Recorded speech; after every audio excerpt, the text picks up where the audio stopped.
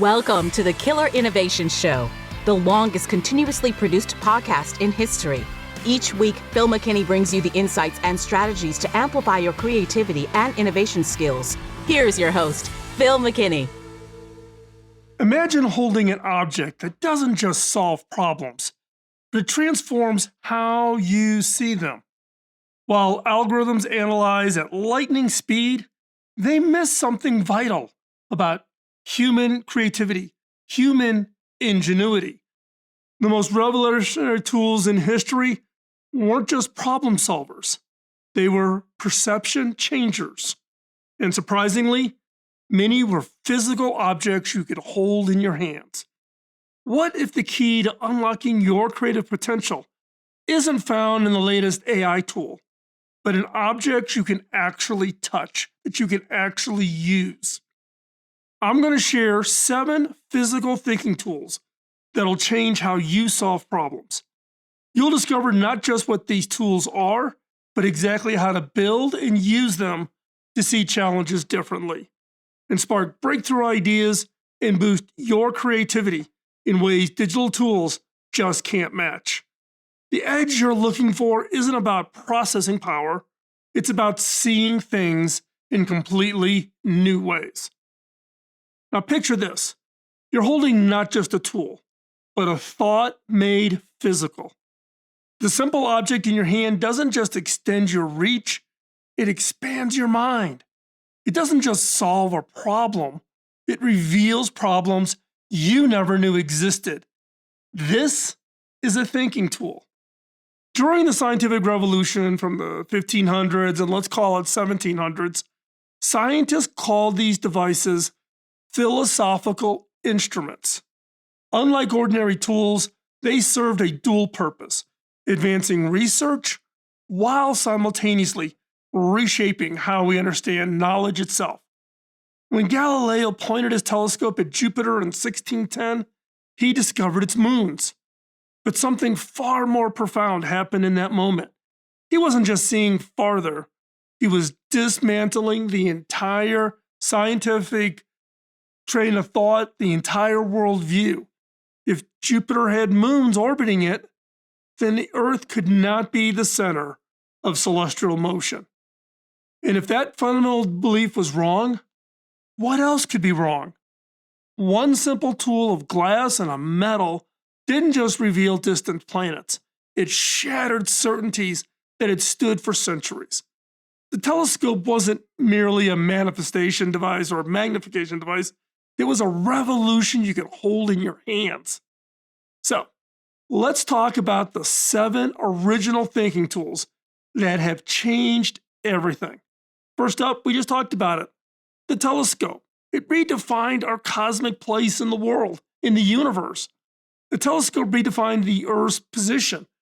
Were we in the center of everything? The center of just what we could see?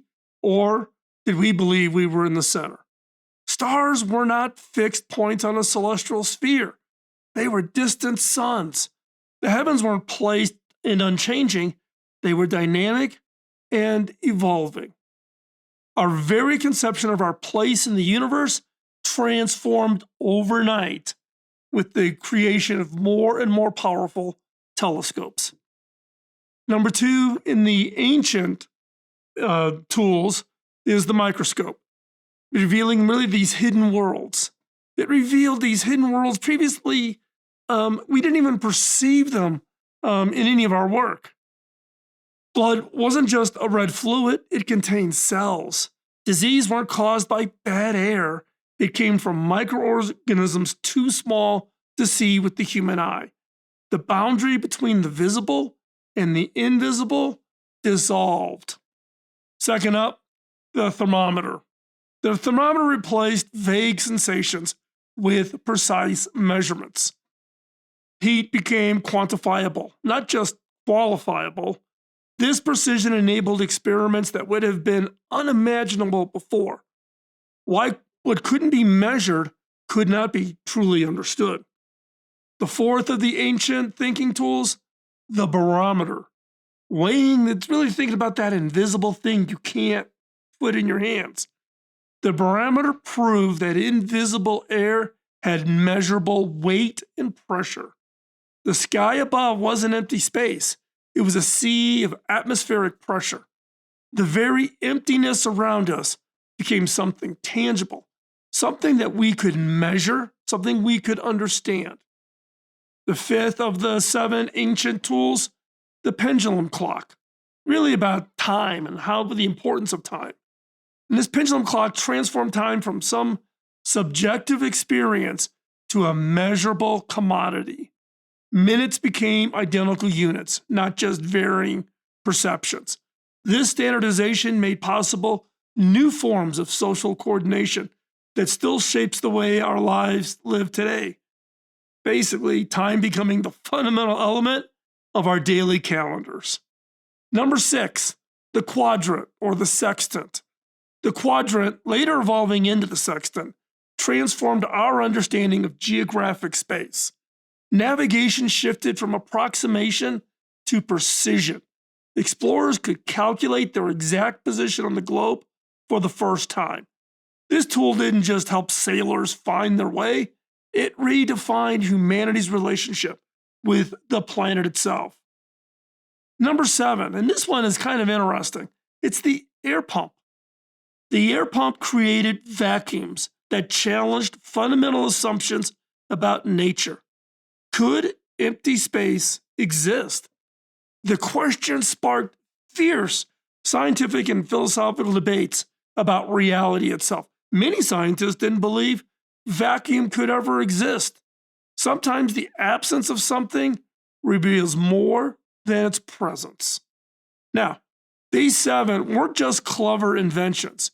They were thinking revolutions made tangible. And as they spread throughout Europe, they created what we might call productive confusion, challenging assumptions and creating spaces where new thinking became not just possible, but necessary. What emerged wasn't just better science, it was fundamentally a new relationship with knowledge itself. And this tradition continues today. Though in an age of algorithms and visual tools, we often overlook the cognitive power of the physical, the thing you can touch. So let's talk about the 7 modern physical thinking tools that are driving innovation today. Today's innovations have developed these physical thinking tools that really transform creativity in ways that complement our increasingly digital workspace. Yeah, we can all have the AI tools and chat and whatever tool you want to use. There's something about the physical. So here are the 7 modern tools that continue this powerful tradition that we've seen from the ancient tools. First up, oblique strategy cards. A deck of cards containing unexpected prompts like work at a different speed or honor thy heir as a hidden intention. These cards break entrenched thinking patterns and introduce productive randomness into the creative process. The physical act of drawing a card creates the moment of commitment that digital alternatives rarely achieve. The cards create a shared experience. When a card is down, everyone witnesses the moment and commits to it collectively. Now, this social dimension adds accountability and turns what could be dismissed as random suggestions into a creative contract. Now, these particular cards, the ones I'm referencing here, and there'll be links in the description and in the show notes so you can order them yourselves, was actually created by musicians. And it was about how to deal with the creative block. How do you, when you hit that kind of stumbling point, how do you think differently? How do you disrupt kind of the pattern that we all get into when we're thinking? They're very, very powerful. Number 2, the killer question card deck. Right here is my deck. These are my cards that are based on my book. So what is it? The cards really are about containing provocative questions that are designed to shift perspective. Questions like, what customer segment will emerge in 5 years that does not exist today? Think about it. What customer segment will emerge in 5 years that doesn't exist today. This will open up mental doors you don't even know are closed. And unlike direct solutions, questions create productive tension between what we assume and what might be possible. These questions work on a deeper cognitive level because they activate our natural problem solving instincts rather than triggering our resistance to being told what to do. Think about it, the power of questions. Our minds cannot halt itself from trying to answer the question. Even though you may not verbalize something, when you hear a question, your brain immediately tries to answer it. And depending on how you word the questions, that can be physically possible. In the case of the killer questions, I've covered this. You can find it in past episodes about how to use this in a group, how to use it in your solo ideation activities. Questions. It's really the power of questions. But why the physicality of the card deck? It's because of this randomness. Now, you can make a digital tool out of it if you want, but what I don't want you to do is to take the questions and pump them into ChatGPT and come up with the answers, because what you want is this random connection of the different dots. And that leads us in to the third physical tool, innovation dice. These are specialized dice that are assigned random constraints, such as must use existing materials only or must reduce manufacturing steps by 50%.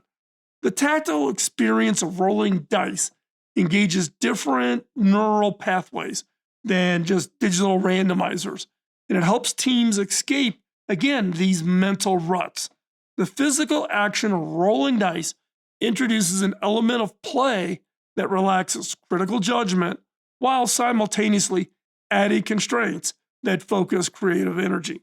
Now, in this creative energy, it's really a paradoxical combination that creates a sweet spot for innovation. Now, what I have been experimenting with is actually creating my own version of innovation dice. And this includes 3D printing dice with certain icons on them so that you can randomly roll them and see what the results are and use that as kind of the sparking point for your creativity.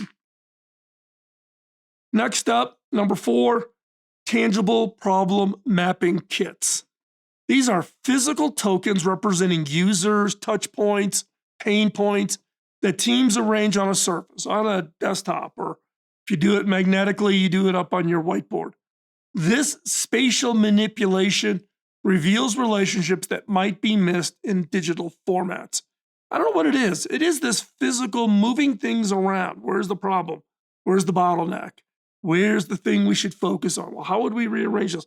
What other thing could we introduce to solve that problem? These kits leverage our evolved capacity for spatial reasoning. This is a unique human ability. It's a form of intelligence that literally predates language. The physical nature of the tokens allows multiple people to manipulate the system simultaneously, creating a truly collaborative thinking environment. And number 5, metaphor objects. Collections of everyday items from kitchen gadgets to toys that help teams describe challenges physically. Saying our product should fold like this umbrella creates immediate shared understanding of what it is you mean, rather than it needs to fold and have creases and compress into a small space. Show it. Take a common object, a metaphor for what it is you're trying to convey, and show it. Metaphor objects work because they engage our embodied cognition, the way we understand abstract concepts through physical experience. These objects become anchors for complex ideas, allowing teams to reference them with a gesture rather than a lengthy explanation. Number 6. Now, this is going to sound really simplistic. It works, trust me. And that's decision wheels. Physical spinners are used to help prioritize features or allocated resources. We tend to always want to do a vote. Do all of us agree that this is the most important thing, or do we all agree that's not a really good idea? To get out of that, try doing these spinners. These wheels add an element of chance that prevents predictable decision patterns and disrupts the hidden politics that often drive decision making. Decision wheels work because they create a moment of suspense that focuses everyone. And I've seen it. You put up all your ideas, which is the one we should focus on first, rather than doing the voting. And if you've been on listening to the channel for a while, you know that I'm big on ranking ideas and ranking methodologies. But every once in a while, use a decision wheel, that physicality, having everybody together and everybody waiting to see where the wheel's going to land. Think of it as your own variation of Wheel of Fortune. And number 7, and I cannot underestimate this, and this is material libraries. This is a physical collection of materials with different properties, textures, weights, transparencies that designers handle to spark new product ideas.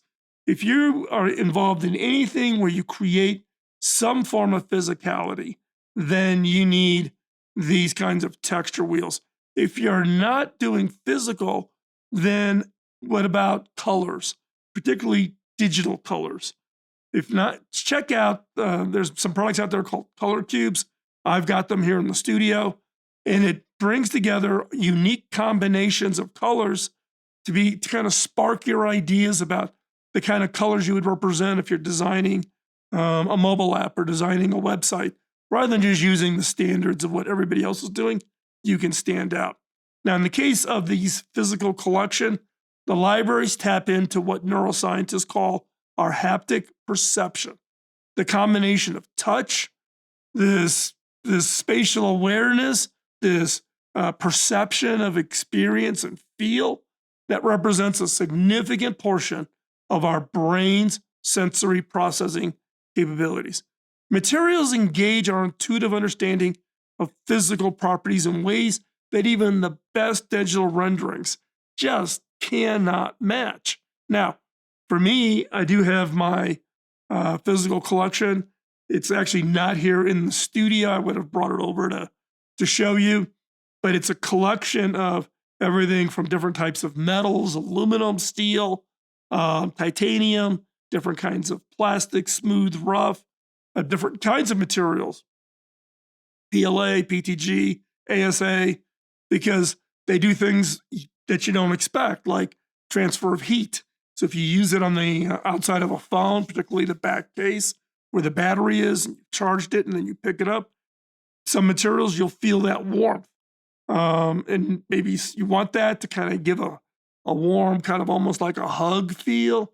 What I really have seen is, particularly for those organizations that don't have people on staff that understand design, they don't think about the materials. They want to copy. I want to be like Apple, so I'm going to use aluminum, or I have to hit a certain price point, so I want injection molded ASA, whatever it is, right?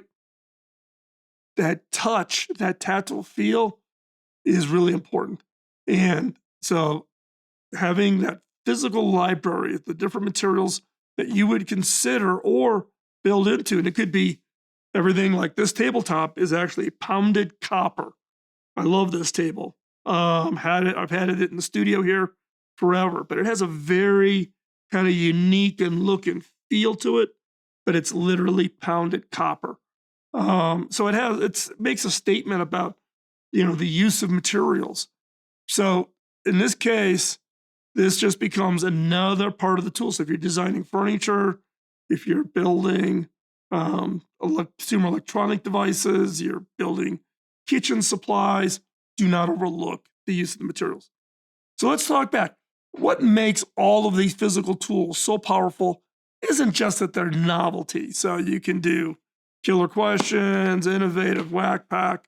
Here's Roger Von Ock's first whack tech, and then here's a second one. If you don't know him, check him out. He is phenomenal. And this is a very limited edition card deck that was developed at the Art Center College of Design for really talking about mobility. And I'm going to guess this deck was created by some students at Art Center.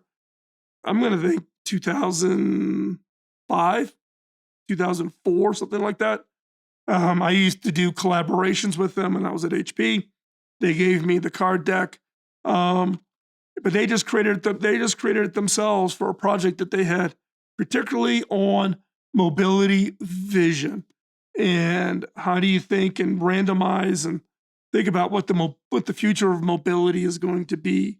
And it's a pretty interesting card deck. Again, very limited edition. In fact, it's never been commercially released.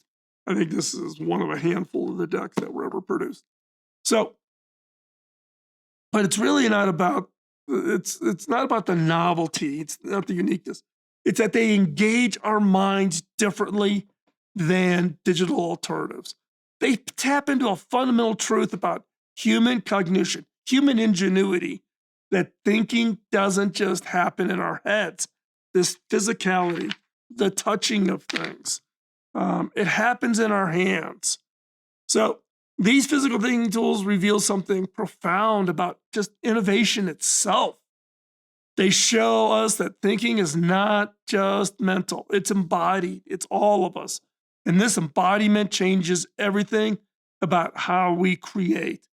Physical thinking tools engage multiple cognitive modes simultaneously, combining tactile.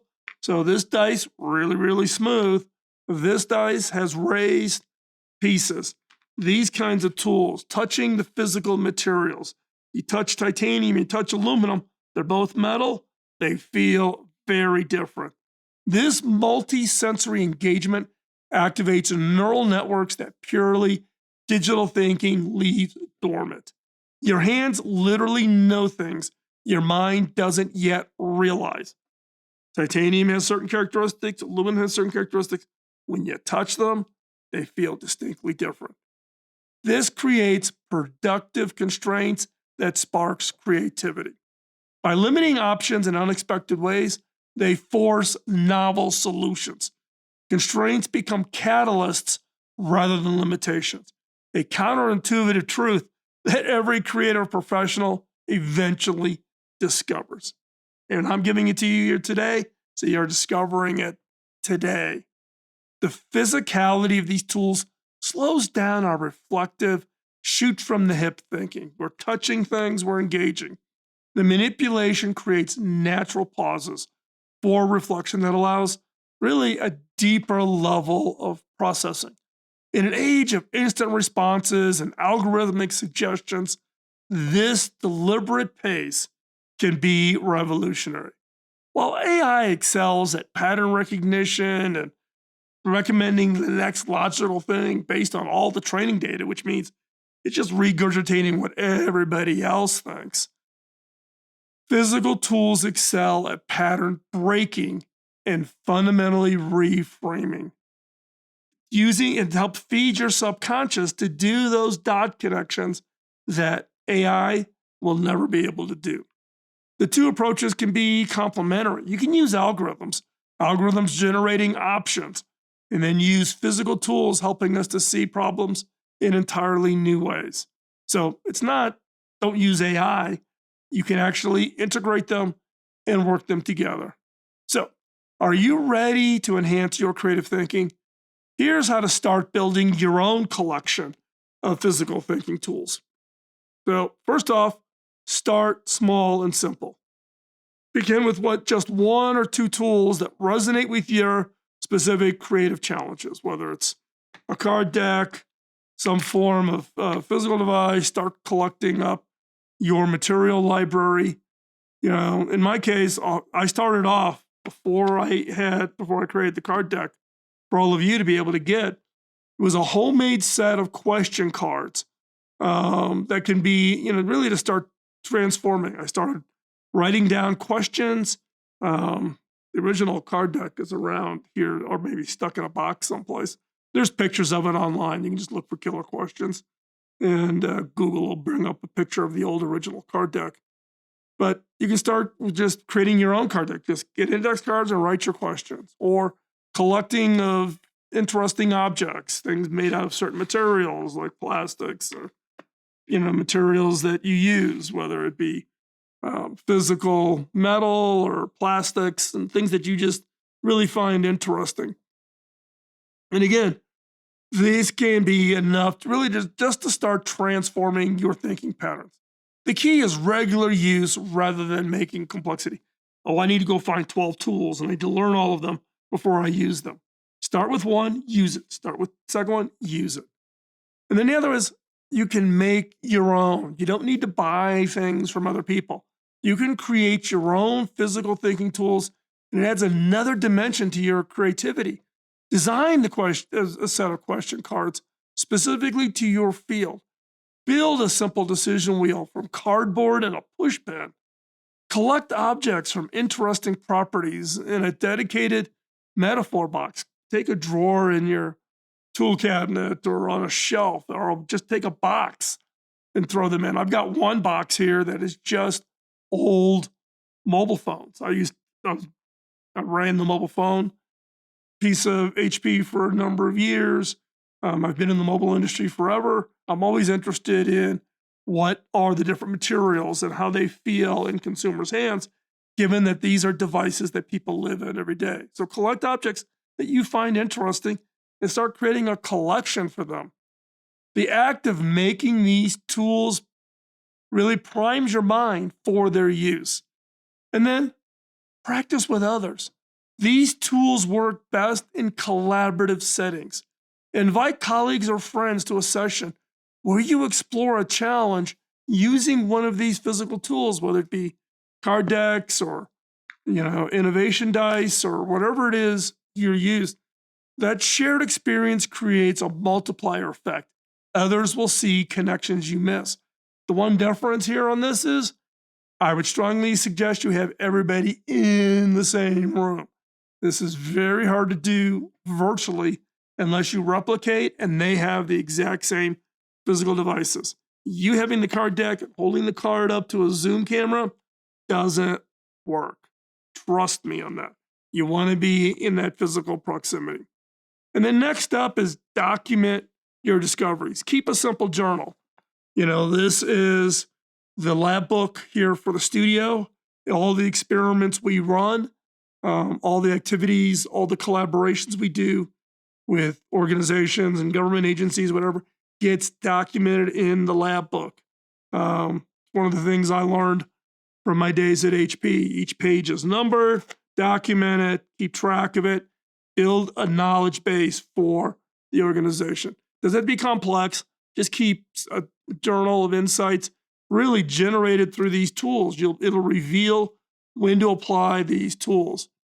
Tells you what patterns emerged or which tools generated what kinds of breakthroughs.